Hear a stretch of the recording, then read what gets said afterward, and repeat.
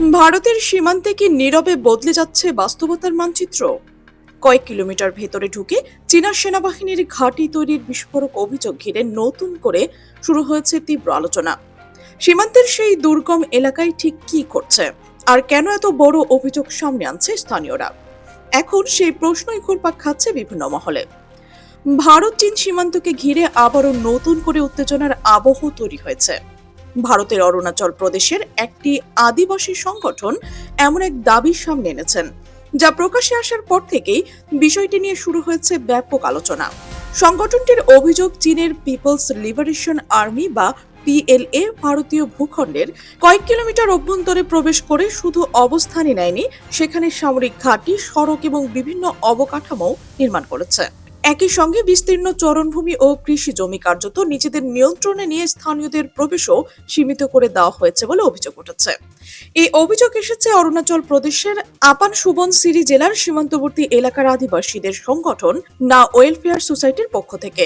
সংগঠনটির ভাষ্য অনুযায়ী গত 6 বছর ধরে সীমান্ত সংলগ্ন এলাকায় বসবাসকারী মানুষ তাদের বহু প্রজন্মে ব্যবহৃত জমির আর আগের মতো যেতে পারছে না। কৃষিকাজ, শিকার কিংবা গবাদি পশু চড়ানোর মতো ঐতিহ্যবাহী জীবিকার পথ নাকি বন্ধ হয়ে গেছে। স্থানীয়দের দাবি, বাস্তব পরিস্থিতি দিন দিন আরো জটিল হয়ে উঠেছে। ভারতীয় সংবাদ মাধ্যম টাইমস অফ ইন্ডিয়ার এক প্রতিবেদন সংগঠনটির সভাপতি কেরুচার বক্তব্য তুলে ধরা হয়েছে। সেখানে তিনি দাবি করেছেন, প্রকৃত নিয়ন্ত্রণ রেখা এবং বা এলএসি সংলগ্ন অন্তত 5টি এলাকায় চীন সেনারা ভারতীয় ভূখণ্ডের ভেতরে ঢুকে বিভিন্ন ধরনের স্থাপনা তৈরি করেছে। তারা অভিযোগ অনুযায়ী শুধু অবকাঠামোয় নির্মাণ নয়, এসব এলাকায় স্থানীয় বাসিন্দাদের প্রবেশও কার্যত নিষিদ্ধ করে দেওয়া হয়েছে।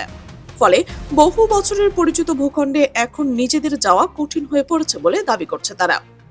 কেরুচার আরও বলেন, প্রায় 12 বছর আগে মধ্যপ্রাচ্যে চীনা সেনাদের ওই এলাকায় দেখা গেলেও তখন পরিস্থিতি বর্তমানের মতো ছিল না। কিন্তু 2020 সালের পর থেকে পরিস্থিতি বড় ধরনের পরিবর্তন ঘটে। তার ভাষ্য অনুযায়ী ওই সময় থেকে পিএল এর সদস্যরা স্থানীয়ভাবে অবস্থান নেওয়া শুরু করে এবং ধীরে ধীরে নিজেদের উপস্থিতি আরো শক্তিশালী করে। এরপর থেকেই স্থানীয় জনগণের জন্য পূর্বপুরুষদের ব্যবহৃত জমি, পাহাড়ি পথ এবং চরণভূমিতে যাওয়া কার্যত অসম্ভব হয়ে পড়ে। অভিযোগে যেসব এলাকার নাম উল্লেখ করা হয়েছে তার মধ্যে রয়েছে আসাফিলা, ওয়ে ইং, পানিয়ার, মারপাং, পোত্রাং এবং টিনডিংটাং। স্থানীয়দের মতে এসব এলাকা শুধু অর্থনৈতিক দিক থেকেই গুরুত্বপূর্ণ নয়, বরং ধর্মীয় ও সাংস্কৃতিক দিক থেকেও বিশেষ গুরুত্ব বহন করছে। বহু বছর ধরে এসব স্থানের সঙ্গে স্থানীয় জনগোষ্ঠীর ঐতিহ্য, বিশ্বাস এবং জীবনযাত্রার গভীর সম্পর্ক রয়েছে।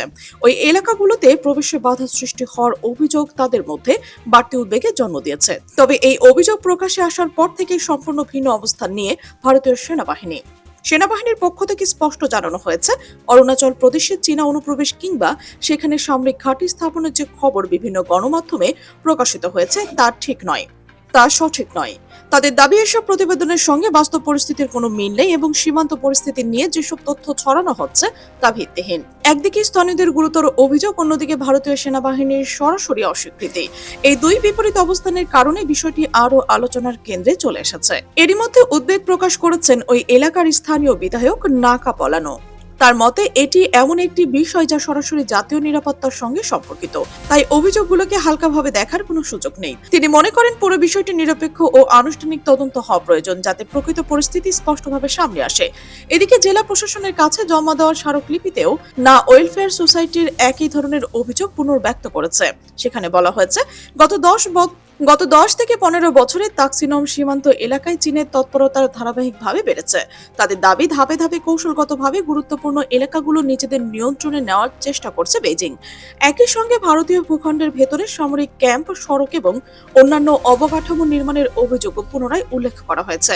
তবে এসব অভিযোগের সামনে এলে তখন পর্যন্ত অরুণাচল প্রদেশ সরকার কিংবা সংশ্লিষ্ট জেলা প্রশাসকের পক্ষ থেকে আনুষ্ঠানিকভাবে কোনো বক্তব্য দেওয়া হয়নি। ফলে স্থানীয়দের দাবি, সেনাবাহিনীর অস্বীকৃতি এবং প্রশাসনের নীরবতা সব মিলে পরিস্থিতি নিয়ে অনিশ্চয়তা আরো বাড়ছে।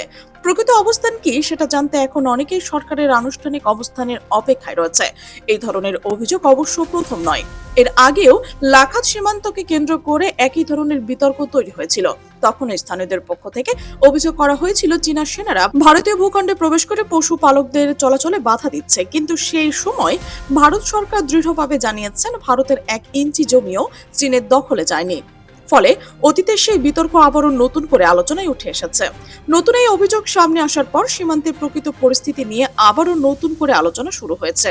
সীমান্তবর্তী এলাকাগুলোতে যে কোনো ধরনের অভিযোগ বা পাল্টা অভিযোগ শুধু সংশ্লিষ্ট দুই দেশের মধ্যেই নয়, আন্তর্জাতিক পর্যবেক্ষকদের কাছে গুরুত্বপূর্ণ হয়ে উঠেছে। কারণ সীমান্ত সংক্রান্ত বিরোধ অনেক সময় শুধু ভৌগোলিক সীমারেখার প্রশ্নে সীমাবদ্ধ থাকে না, এর সঙ্গে জাতীয় নিরাপত্তা, কূটনৈতিক সম্পর্ক এবং আঞ্চলিক স্থিতিশীলতার বিষয়ে গভীরভাবে জড়িত। বিশ্লেষকদের মতে, যদি স্থানীয়দের উপস্থিতি ও অভিযোগগুলোর তদন্তের সত্য প্রমাণিত হয়, তাহলে তা ভারত চীন সীমান্ত বিরোধ নিয়ে নতুন করে কূটনৈতিক ও রাজনৈতিক উত্তেজনা সৃষ্টি হতে পারে।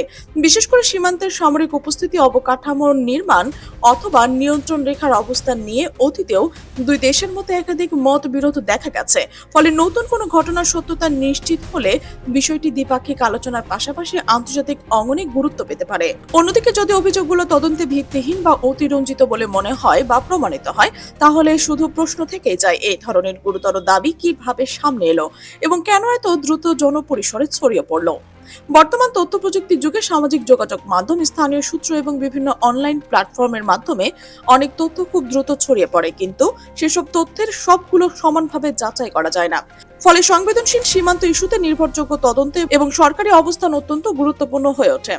আন্তর্জাতিক সম্পর্ক বিশেষজ্ঞদের মতে, ভারত ও চীন সম্পর্ক এমনিতেই বহুস্তরীয়। একদিকে দুই দেশের বিশ্বের বৃহৎ অর্থনীতির অংশীদার এবং গুরুত্বপূর্ণ বাণিজ্যিক অংশীদার, অন্যদিকে দীর্ঘ সীমান্ত বিরোধ, নিরাপত্তা উদ্বেগ এবং কৌশলগত প্রতিযোগিতাও বিদ্যমান। ফলে সীমান্তে যে কোনো নতুন অভিযোগ উত্তেজনা দ্বিপাক্ষিক সম্পর্কের ওপর প্রভাব ফেলতে পারে। এখন দৃষ্টি থাকবে ভারতের পরবর্তী পদক্ষেপের দিকে। সংশ্লিষ্ট অভিযোগগুলোর বিষয়ে আনুষ্ঠানিক তদন্ত শুরু হয় কিনা, তদন্ত হলে কি তথ্য উঠে আসে এবং সরকার কি ধরনের অবস্থান গ্রহণ করে, এসব বিষয় পরিস্থিতি মূল্যায়নের ক্ষেত্রে গুরুত্বপূর্ণ হবে।